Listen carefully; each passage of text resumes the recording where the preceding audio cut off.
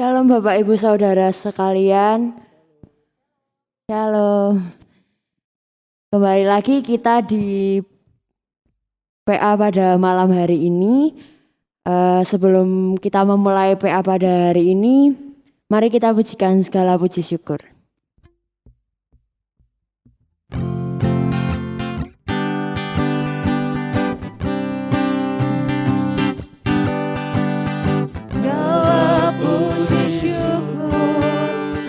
Bagimu Tuhan, sebab Kau yang layak dipuja. Kami mau bersorak, tinggikan nama-Mu. Haleluya.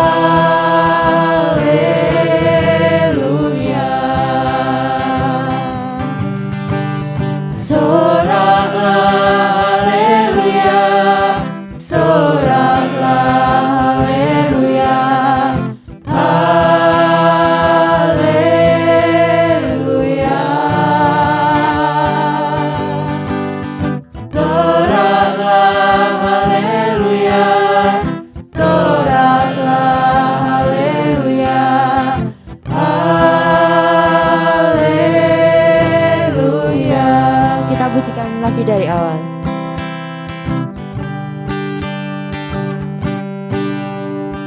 Segala puji syukur hanya bagimu Tuhan, sebab Kau yang layak dipuja. Kami mau bersorak, tinggikan nama-Mu. Haleluya.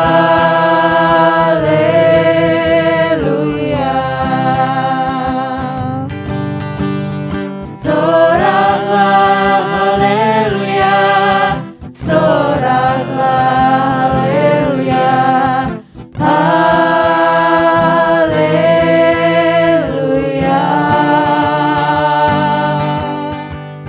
Soraklah haleluya, soraklah haleluya, haleluya.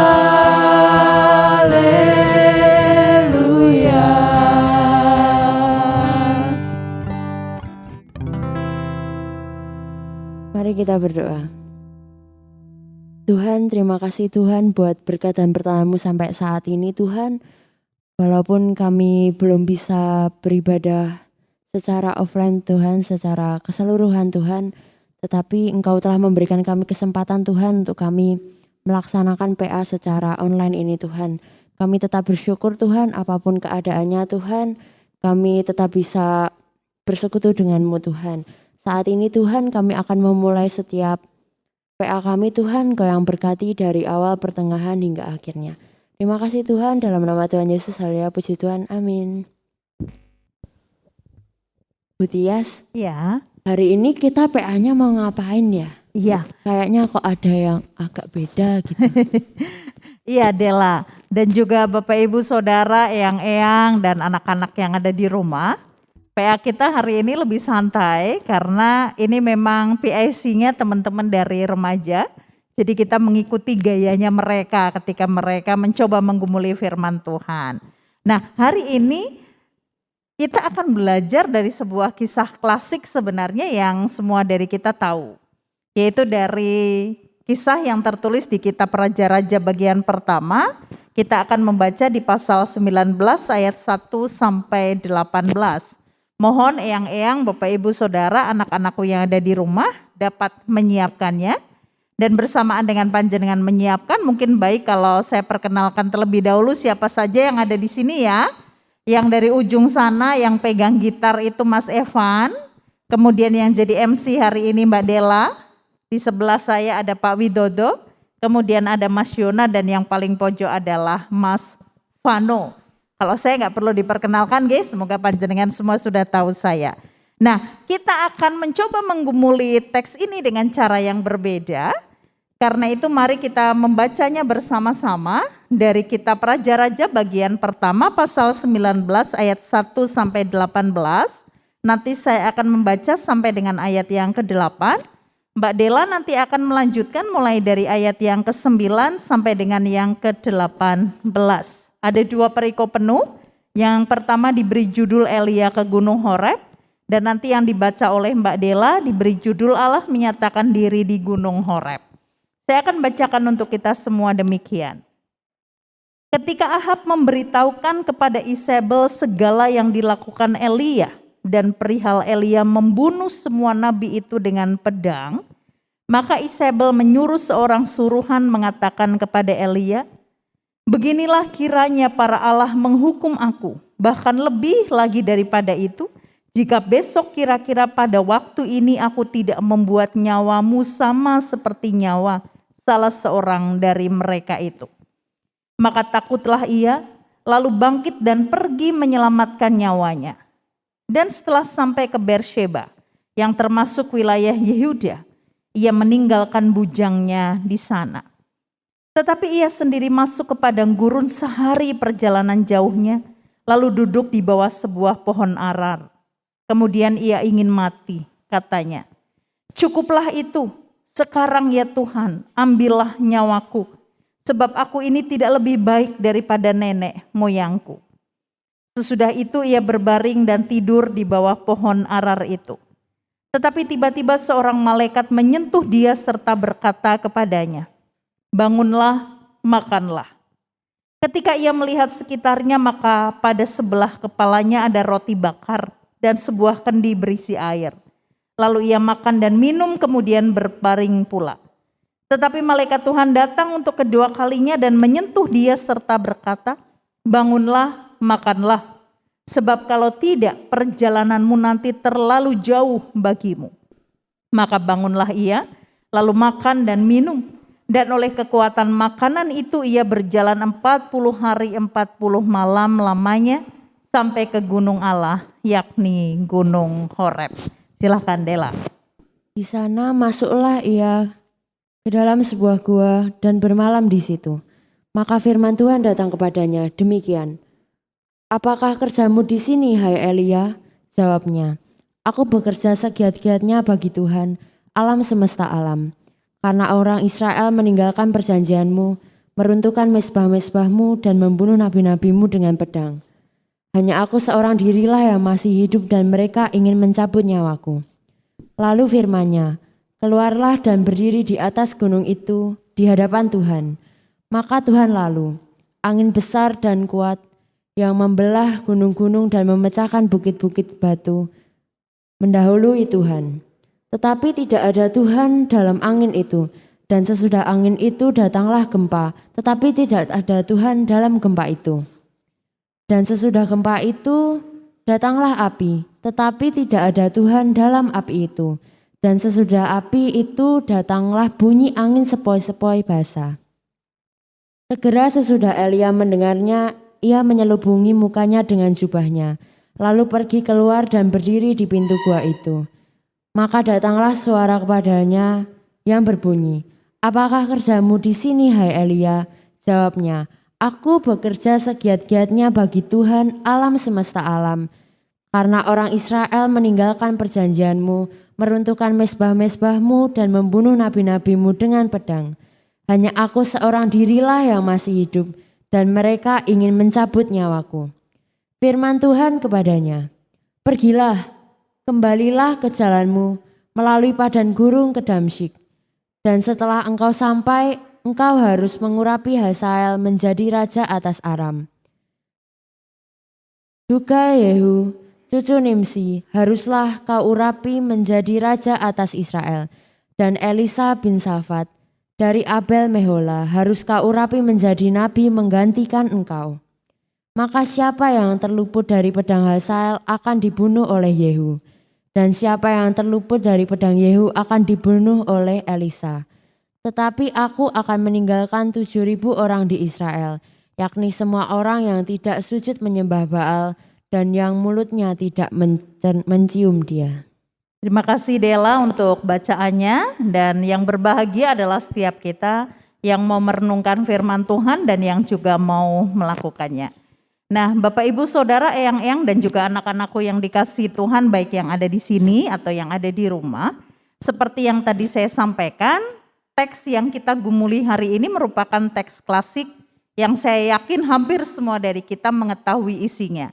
Apalagi kalau saudara mengikuti Rebon kurang lebih sebulan yang lalu, teks ini juga kita gumuli di dalam persekutuan doa Rebon. Nah, sekalipun demikian kita akan mencoba untuk melihatnya dari sudut pandang yang berbeda. Nah, sudut pandang seperti apa itu? Untuk mengetahuinya adalah baik kalau pada saat ini kita menyisihkan waktu sejenak untuk menyaksikan sebuah kisah yang berikut ini.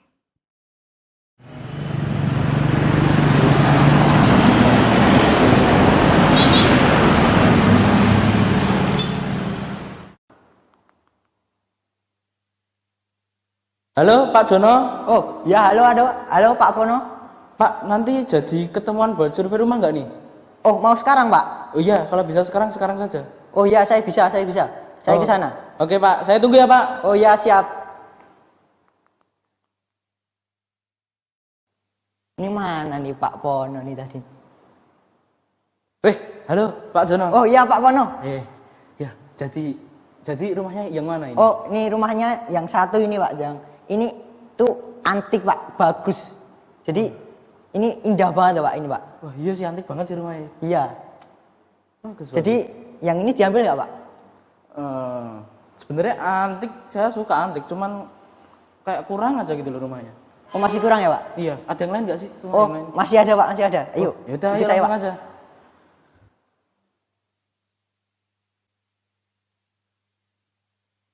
Oh kalau ini rumah yang kedua ini Pak? Oh ini rumahnya? Iya. Oh. Ini rumahnya tuh sekarang yang modern Pak. Jadi ada kolam renang ini Pak. Oh iya, tampak modern sih, kelihatan sih. Iya jadi bagus Pak. Iya. Luas juga sih. Iya, diambil nggak Pak yang ini Pak? Masih kurang itu Pak. Itu kurang lagi Pak. Iya, kurang lagi itu. Gimana ya? Ada yang lain kah? Oh masih ada sih Pak. Masih ada satu? Masih. Oh ya udah, langsung aja ya. Iya.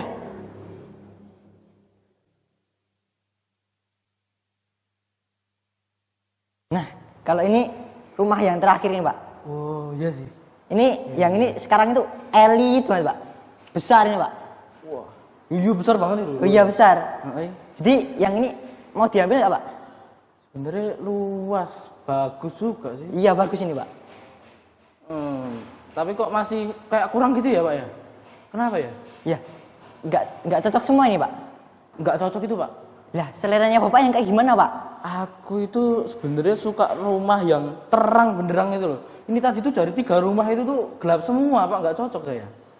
Nah, Iya. terang benderang Pak. Iya, suka yang terang itu loh. Ya saya minta maaf dulu Pak. Kenapa? Mungkin kacamata hitam Bapak belum dilepas ini. Hah, kacamata hitam? Iya itu. Nah jadi kan iya, Pak. gelap semua ini iya. nanti Pak. Oh iya benar juga. Benar. Kan sekarang jadi terang Ah, benderang. iya. Sudah tinggalin, makasih. Sama-sama. Jadi dari yang ketiga tadi yang diambil yang mana Pak? Kayaknya yang ini aja deh Pak. Kelihatan lebih luas itu loh, kalau buat acara keluarga gitu bisa enak gitu. Yang elit ini? Iya. Mau diurus sekarang? Oh, bisa sekarang? Oh bisa. Oh yaudah, ayo langsung saja kalau Oke gitu. siap. Nah, saudara yang dikasihi Tuhan, semua yang ada di rumah dan juga yang ada di sini kan sudah menyaksikan kisah tadi ya. Iya, Tentang tuh. seorang yang pengen membeli rumah dan sudah ditunjukkan rumah bagus-bagus, tapi ternyata tidak tertarik karena dia memakai kacamata hitam tuh. Nah, saya mau tanya sama Dela, menurut kamu gimana Del? Aku mau tanya dulu deh sama Vano sama Jona, kan udah meranin fragmen tadi ya. Iya. Jadi menurut Vano sama Jona gimana nih? Kalau menurut aku itu ya, kacamata hitam itu kan mungkin lebih kayak apa ya, berprasangka buruk atau berpikiran buruk ya Bu ya. Jadi kalau setiap ada apa masalah atau ada apa itu selalu memikir ke hal yang buruk terus. Nah, jujur saya sendiri itu juga pernah lah berpikir kayak gitu.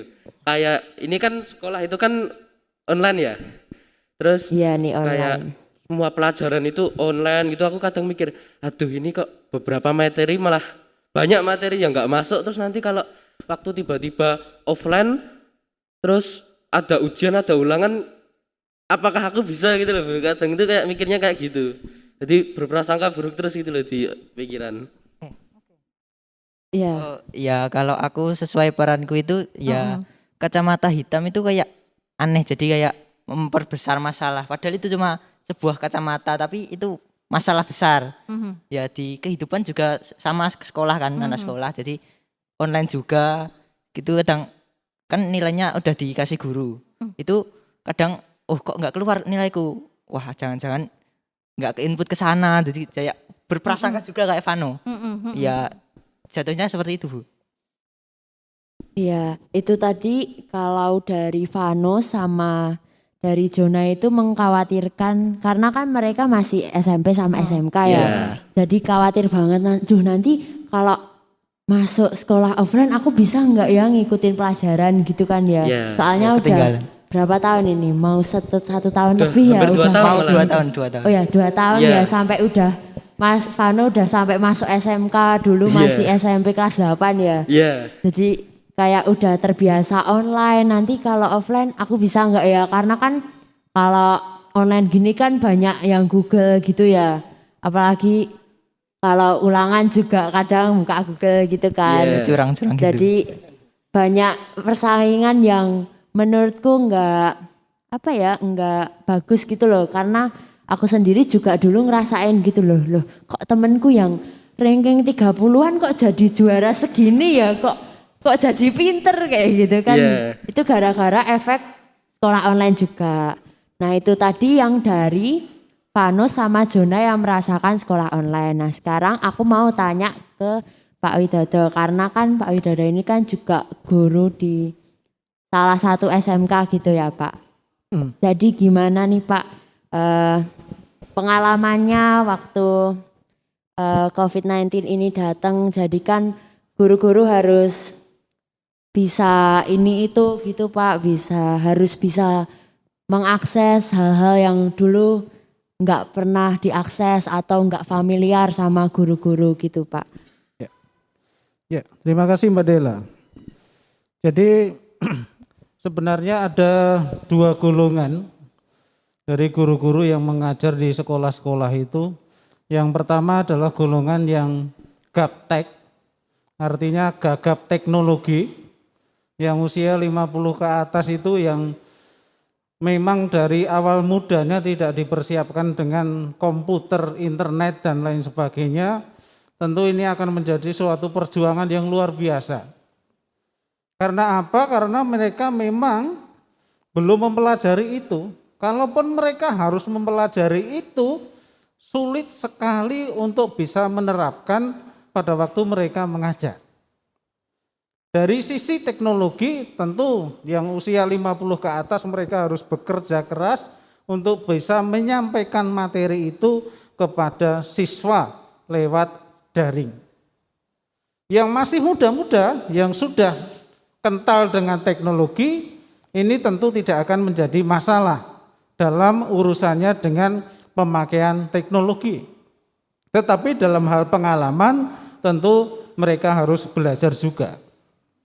Selain itu, dulu yang materi-materi bisa dipersiapkan hanya lewat membuka textbook. Sekarang tidak lagi seperti itu.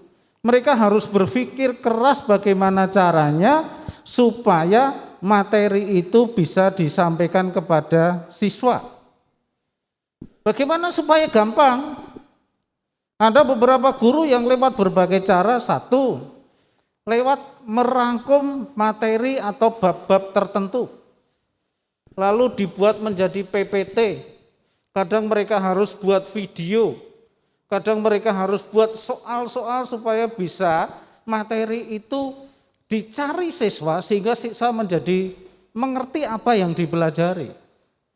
Dari sisi guru kita harus berjuang luar biasa. Ya dari yang tua-tua yang tidak mudeng teknologi harus belajar dan ini bukan sesuatu yang gampang. Dari sisi guru seperti itu, dari sisi yang lain kita juga harus melihat pada waktu kita menyampaikan materi itu kepada siswa, pertanyaannya adalah siswa menerimanya pakai apa? Pertama, apakah siswanya itu punya HP? Belum tentu di rumah itu satu orang anak itu punya HP. Kadang di rumah itu HP-nya cuma ada satu, dan itu pada waktu bapaknya bekerja HP-nya dibawa. Bagaimana dia mau mengikuti pembelajaran mau HP-nya saja tidak ada? Kebetulan kalau HP-nya itu cuma satu dan itu dipakai secara bergantian, tentu itu bukan sesuatu yang mudah. Seringkali kadang-kadang guru harus berpikir, bagaimana toh ini caranya? Kadang-kadang kita juga harus berpikir secara psikologis. Bagaimana kita memahami kemampuan anak itu?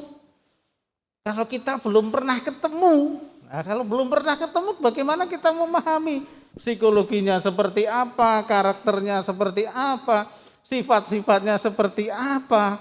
Kadang diajak pakai Google Meet atau pakai Classroom, itu saja mereka cuma tertulis nama tok. Jadi wajahnya seperti apa, itu kita tidak ngerti.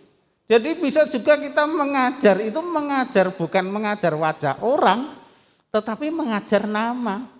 Nah, susah toh itu. Kalau mengajar ada wajahnya dan itu videonya bisa di-on-kan dan kita melihat mereka, kita bisa melihat reaksi mereka. Tetapi kadang-kadang anak-anak tidak mau seperti ini. Ya, ini akan menjadi kesulitan tersendiri bagi guru-guru. Nah, mungkin kedepannya adalah ada orang yang pesimis. Kira-kira generasi ini nanti mau jadi generasi yang seperti apa ya?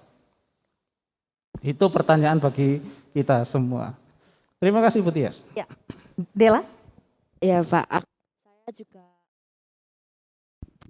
saya juga melihat dari waktu SMA sampai kuliah ini ada bermacam-macam variasi gitu. Maksudnya guru atau dosen itu berbeda-beda. Ada yang saya juga lihat di sosmed gitu sampai beli laptop baru, tablet baru gitu. Sampai guru yang sudah sepuh yang mungkin sudah 50-an gitu ke atas sampai bilang, maaf ya saya baru belajar pakai pen tapi yang di tablet gitu. Itu kayak saya lihat, waduh perjuangannya buat generasi muda ini sangatlah luar biasa begitu buat murid-murid. Nah itu tadi yang dari segi guru ya Pak. Kalau Pak Widodo tahu nggak kalau dari orang tua itu ada keluhan apa atau dari murid secara langsung gitu Pak Widodo dengar apa gitu tahu nggak Pak selama online ini gitu Pak? Yang pertama memang kesulitannya adalah di HP. Baru saja minggu kemarin jadi minggu ini hari Jumat begitu.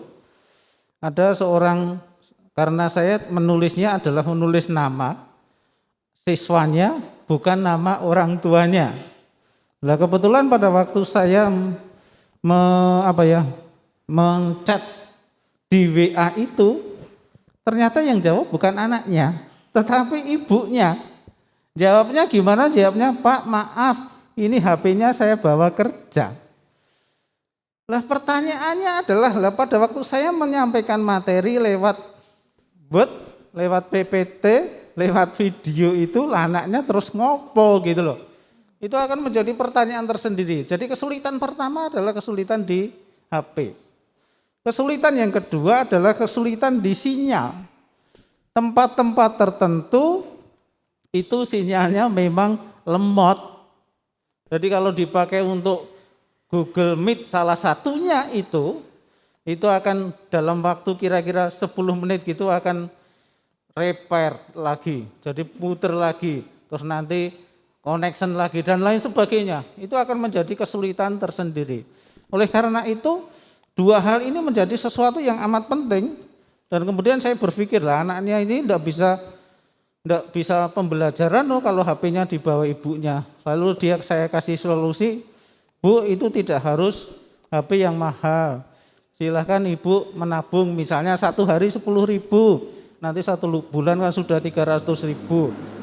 Baru saya HP itu terus sehari kemudian ibunya bilang, Pak anaknya sudah punya HP tersendiri. Iya, saya terima kasih sekali. Saya tidak tahu uangnya itu dari mana, tetapi dengan saya menyampaikan itu, ibunya punya kesadaran sehingga anaknya dibelikan HP.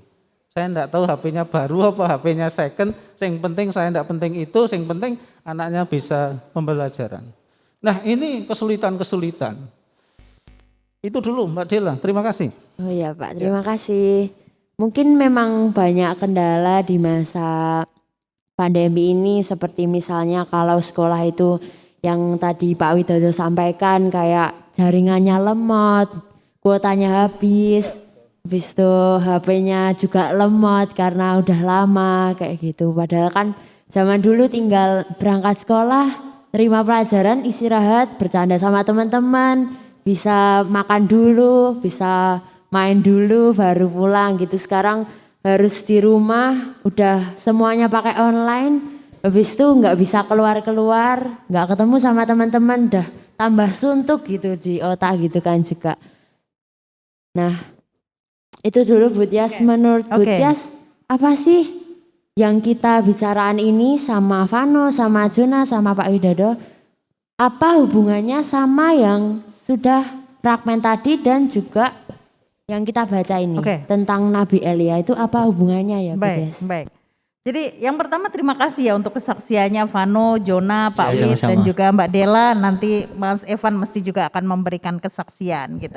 Kalau dihubungkan dulu dengan fragmen yang tadi diperagakan oleh Vano dan Jona gitu kan. Sebenarnya di situ digambarkan bahwa ketika kita menggunakan kacamata hitam, maka segala keindahan yang sebenarnya sudah ada di depan mata luput untuk kita perhatikan karena kita fokusnya ada di kacamata hitam itu. Ya kan, tadi kan di fragmen Mas Jona ngasih tahu rumah yang pertama antik banget, rumah yang kedua modern sekali, ada kolam renangnya, rumah yang ketiga luas sekali. Tapi Mas Vano selalu mengatakan masih ada yang kurang, masih ada yang kurang. Kenapa? Karena kok kayaknya gelap pencahayaannya kurang, dan ternyata itu terjadi karena Mas Vano lupa membuka kacamata. Nah, semua yang indah itu kan akan menjadi indah ketika kacamata kita menjadi kita buka. Dan sebenarnya ketika kacamata itu tertutup, apakah yang indah itu hilang? Sebenarnya tidak. Yang indah itu tetap ada real di situ. Hanya karena kita fokusnya di kacamata yang kita pakai, maka kita kesulitan untuk mencari yang indah.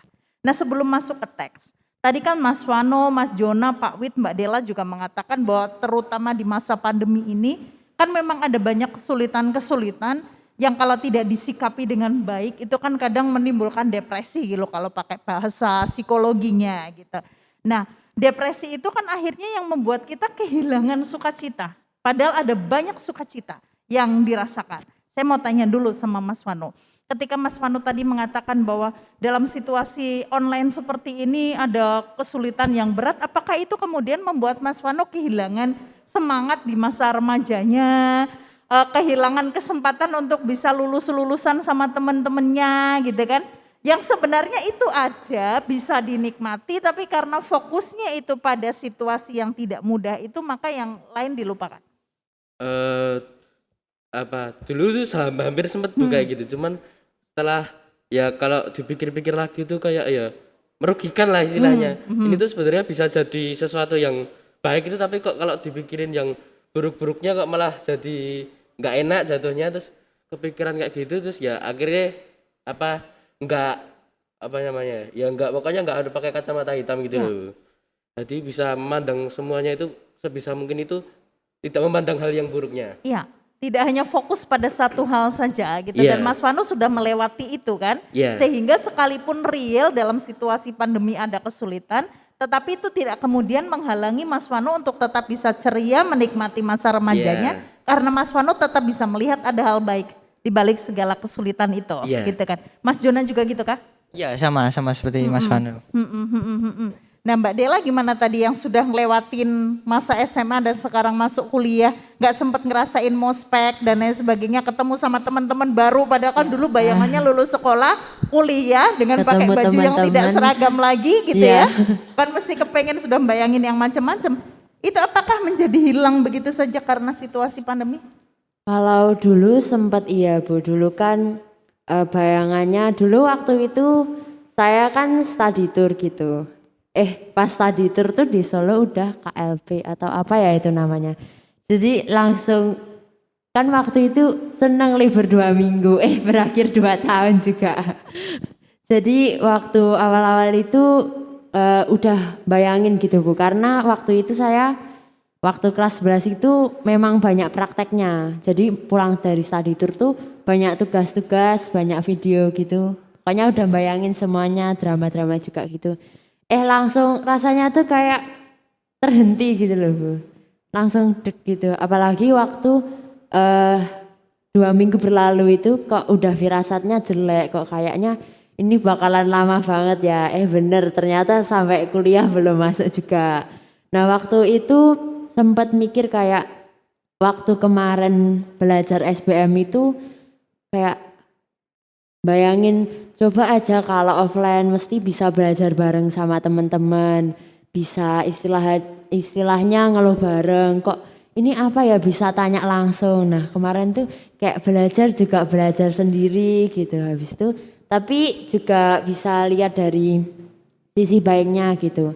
Jadi lebih bisa mikir buat apa ya, semuanya bisa handle sendiri gitu, buat belajar menghandle setiap masalah sendiri. Belajar banget buat biasanya kalau ada apa-apa diselesain bareng-bareng. Nah ini harus tahu gimana caranya buat ngatasinya sendiri walaupun nggak ada teman-teman gitu. Mungkin rasanya pengen banget ketemu sama teman-teman, tapi teman-teman juga ada yang nggak boleh, ada yang sibuk ngapain gitu. Jadi harus bisa sendiri. Nah juga waktu masuk kuliah itu kan bayangannya kan ketemunya apa itu tatap muka gitu. Kenalannya juga pengennya offline gitu.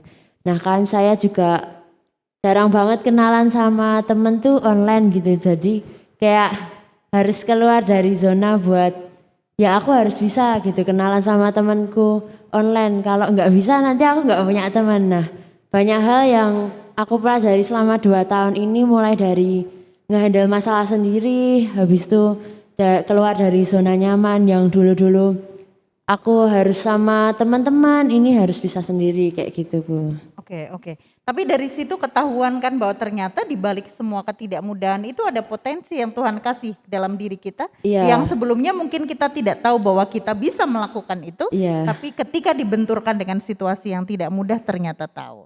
Memang itu menurut saya bagian dari proses hidup kita. Betul setuju.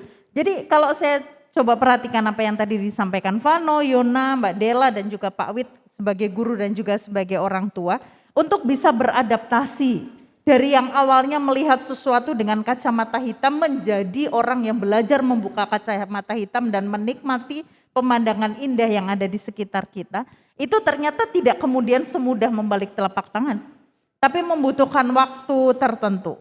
Memang ada yang cepat membutuhkan waktunya seperti Mas Wano, rugi dong kalau kayak gitu terus. Dan akhirnya dari diri sendiri berusaha untuk memotivasi, ayo melihat dari sudut pandang yang berbeda. Tapi mungkin yang lain terutama orang tua yang memang secara ekonomi kesulitan gitu. Untuk bisa beradaptasi dengan tuntutan-tuntutan yang ada kan tidak semudah itu. Membutuhkan waktu, membutuhkan usaha, membutuhkan perjuangan yang juga menguras keringat begitu rupa. Tapi ketika semuanya bisa dinikmati, akhirnya kita mengerti kok ada sesuatu yang indah di balik setiap peristiwa. Nah, apa yang tadi digambarkan oleh Mas Wano dan Mas Yona di dalam kisah tadi gitu ya, tentang kecenderungan kita yang memakai kacamata hitam ketika berhadapan dengan sesuatu yang terjadi, itu rupanya juga pernah dialami oleh Nabi Elia. Vano, Yona, Mbak Dela, Mas Evan dan Pak Wit tentu tahu banget siapa dia. Elia itu termasuk nabi yang besar bagi bangsa Israel. Ada banyak capaian-capaian yang telah dilakukan oleh Elia. Apa saja? Misalnya dari sejak pertama kemunculannya, Elia sudah langsung menunjukkan keberaniannya untuk datang kepada Raja Ahab, menyampaikan kepadanya tentang apa yang akan dihadapi oleh bangsa Israel ketika Tuhan tidak menurunkan hujan terhadap kehidupan bangsa Israel kurang lebih selama 3 tahun. Begitu juga ketika Elia diperhadapkan dengan kenyataan anaknya janda Sarfat yang telah menolong dia untuk memberikan makan pada saat kekeringan itu meninggal, Elia pun akhirnya diberikan kemampuan oleh Tuhan untuk bisa membangkitkan anak itu. Dan ada banyak hal lain yang dilakukan oleh Elia, termasuk dengan tangannya sendiri Elia itu bisa membunuh 450 Nabi Baal. Ketika Nabi Baal yang lain berusaha untuk mendatangkan api dengan usaha mereka, Elia bisa mendatangkan api dari surga ketika dia datang untuk berdoa kepada Tuhan. Tapi menariknya, ketika Elia mendengar kalau Isabel itu akan membunuh dia, hanya karena Elia itu sudah membunuh 450 Nabi Baal. Apa yang kemudian dilakukan oleh Elia?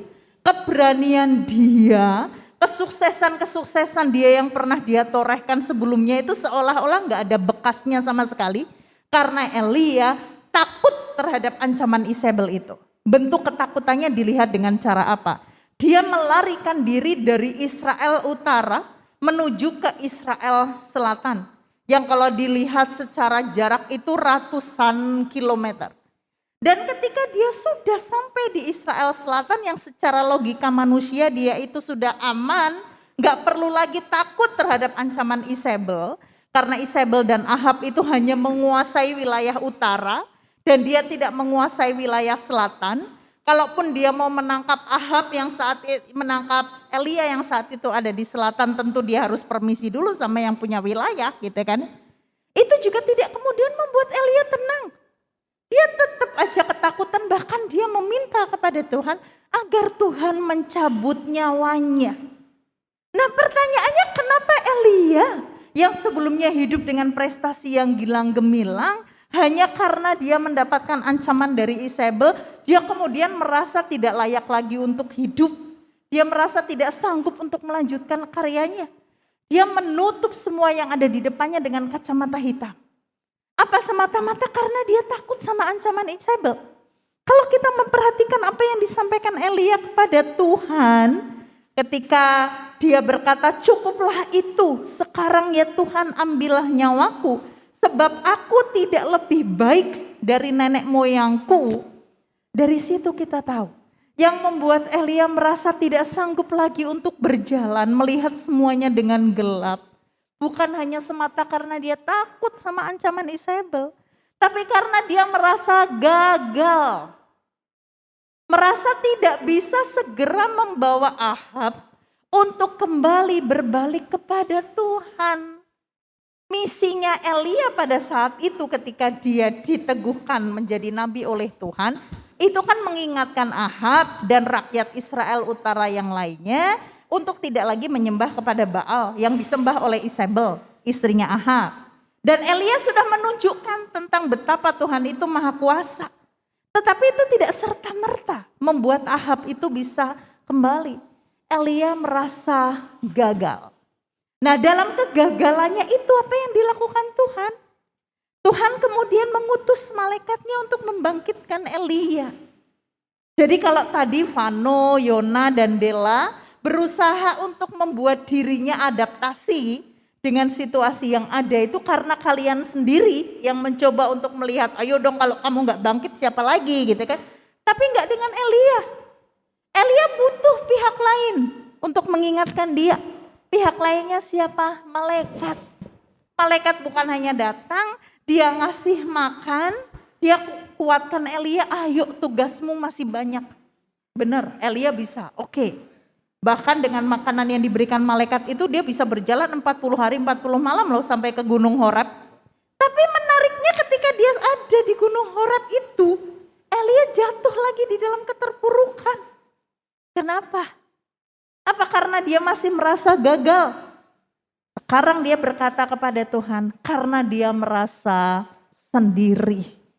Gak ada teman yang bisa menguatkan dia, bahkan ketika Tuhan menampakkan diri kepadanya dalam rupa angin gitu.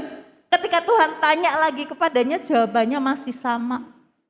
Dengan sebelum Tuhan menampakkan diri dalam bentuk angin, aku tidak punya teman, aku sendiri. Apa yang kemudian dilakukan Tuhan? Apa Tuhan marah? Kok kamu gitu toh Elia? Apa kamu lupa kemarin saya mengutus malaikat untuk mendatangi kamu?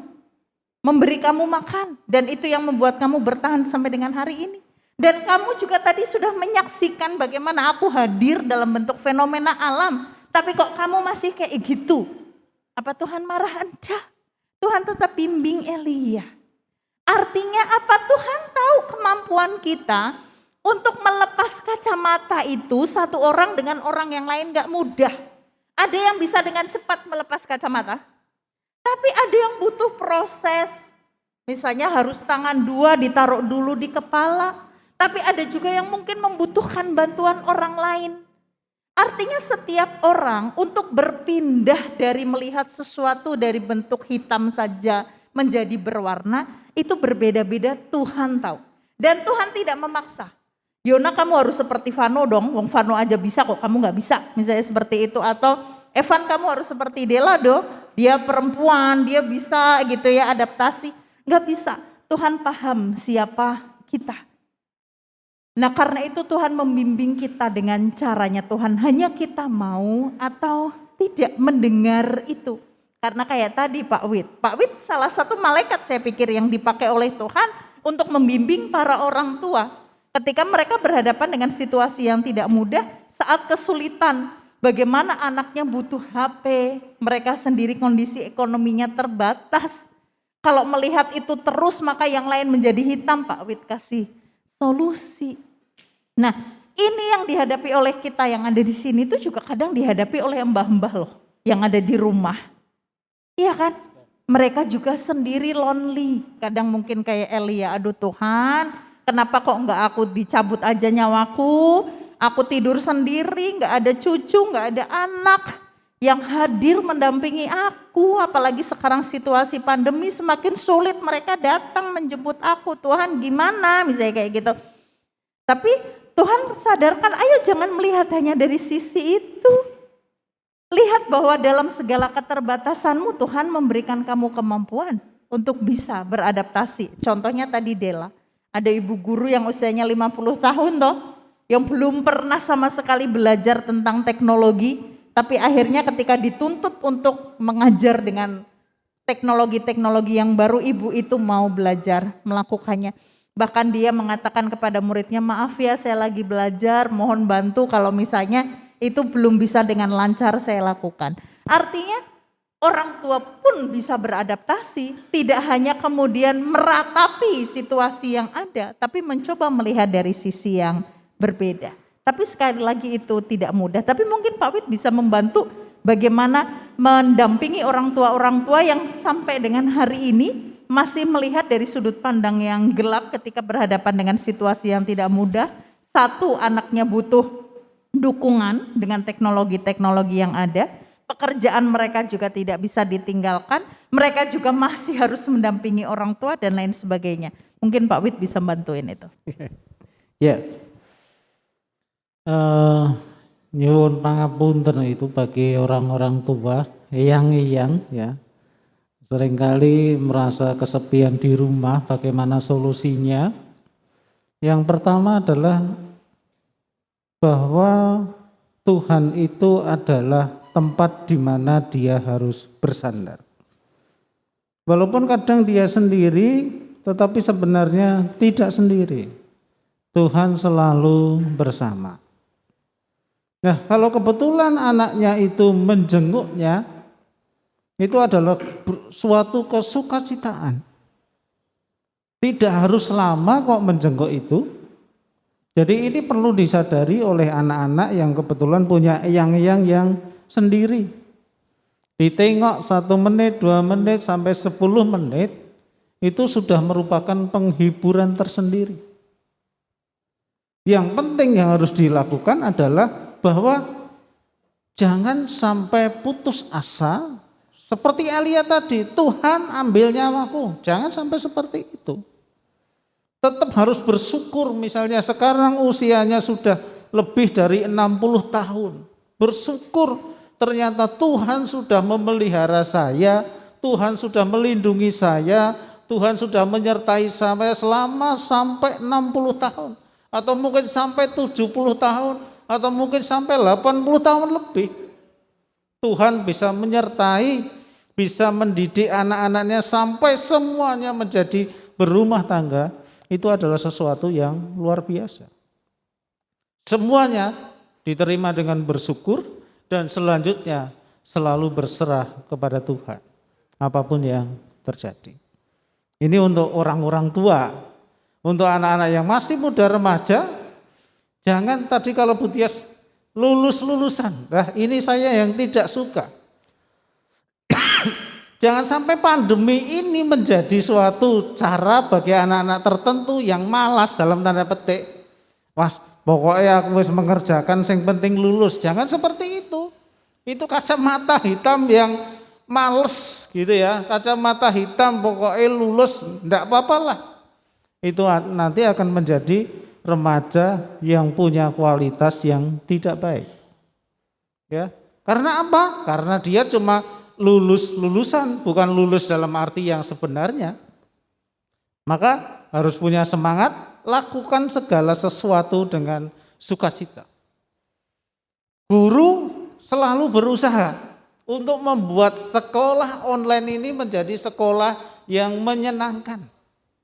Kadang-kadang dikirim video, kadang-kadang dikirim teka-teki, kadang-kadang dikirim gambar tertentu untuk memberi komentar.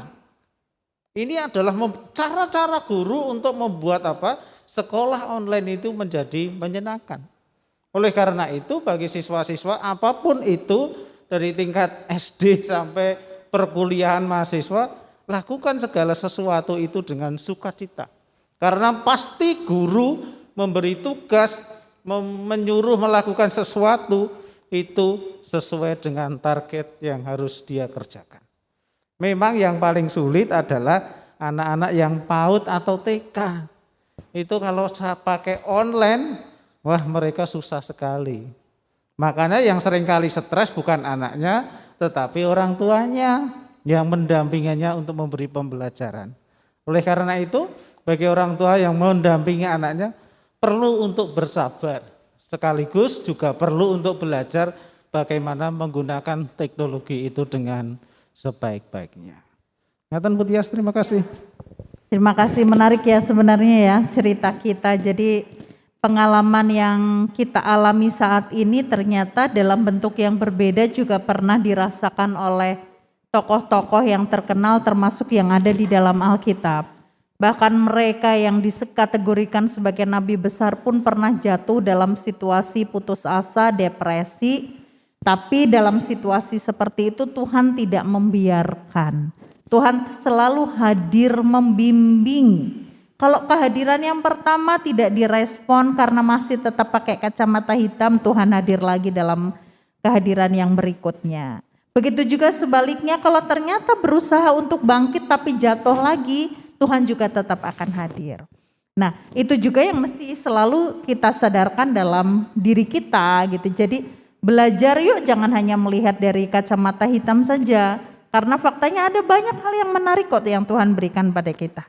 Saya tuh bayangkan kalau Elia pada saat itu mencoba untuk mengingat hal-hal indah yang Tuhan izinkan untuk dia lakukan sebelumnya gitu ya. Dia bisa membunuh 450 nabi Baal, bisa membangkitkan anak yang sudah mati, bisa menentukan apakah hujan atau tidak gitu. Mestinya itu sudah lebih dari cukup untuk dia tahu bahwa Tuhan pasti akan memberkati dia ke depan. Nah begitu juga dengan kita, kalau kita menghitung kembali berkat Tuhan, paling tidak sampai dengan hari ini hampir 2 tahun Tuhan izinkan kita tetap bertahan, itu kan bagian dari bagaimana Tuhan memberkati kita, sehingga yuk belajar tidak memakai kacamata hitam terus ketika kita berhadapan dengan situasi yang tidak mudah.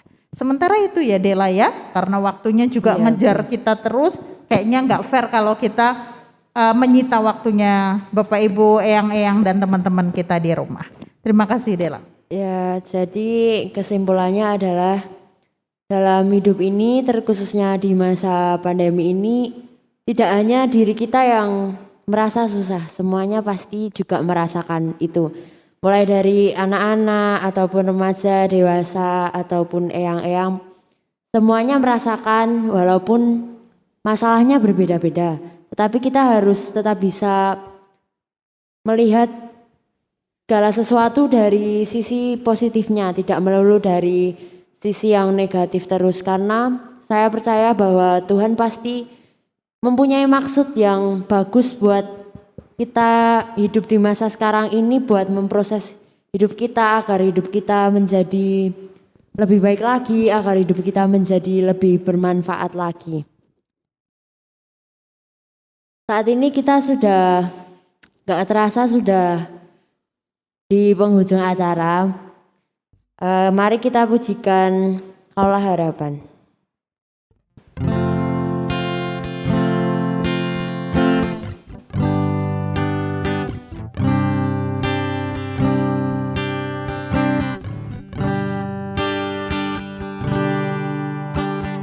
Bukan dengan kekuatanku ku dapat jalani hidupku, tanpa Tuhan yang di sampingku ku tak mampu sendiri.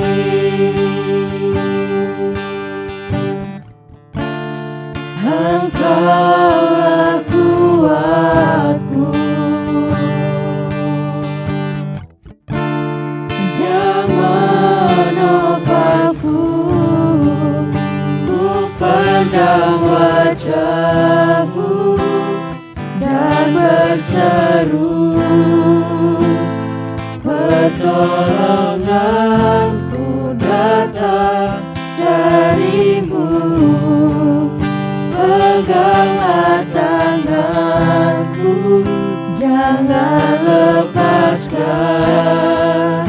Kaulah harapan dalam hidupku.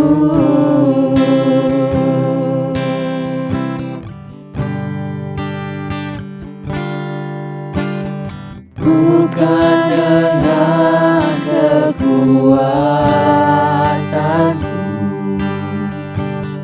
ku dapat jalani hidupku, tanpa Tuhan yang di sampingku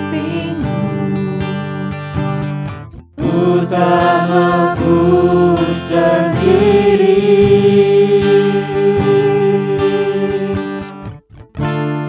Engkaulah kuatku yang menopangku, ku pandang wajah-Mu dan berseru, pertolonganku datang dari-Mu.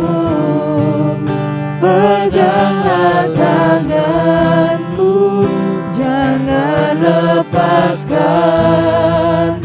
Kaulah harapan dalam hidupku. Kaulah harapan dalam hidupku.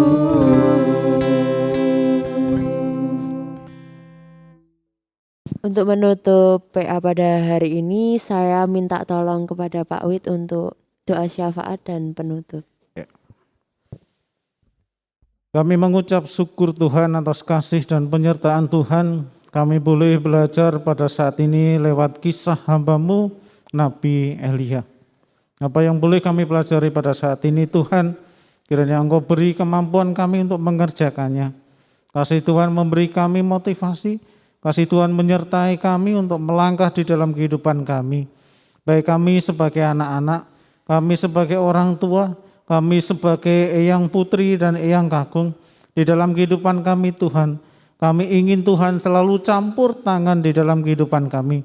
Memberi kami motivasi, memberi kami kesabaran, dan memberi kami kekuatan untuk menjalani kehidupan yang Tuhan berikan.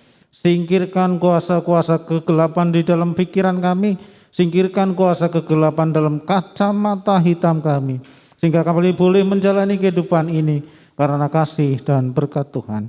Kami berdoa untuk anak-anak kami yang sekolah, baik itu dari tingkat PAUD sampai mahasiswa.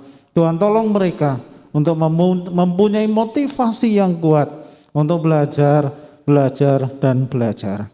Kasih Tuhan menyertai kami dalam kehidupan kami sekarang sampai selama-lamanya. Di dalam Kristus Tuhan kami berdoa. Amin. Telah usai PA pada hari ini, Tuhan Yesus memberkati. Ditunggu PA selanjutnya ya.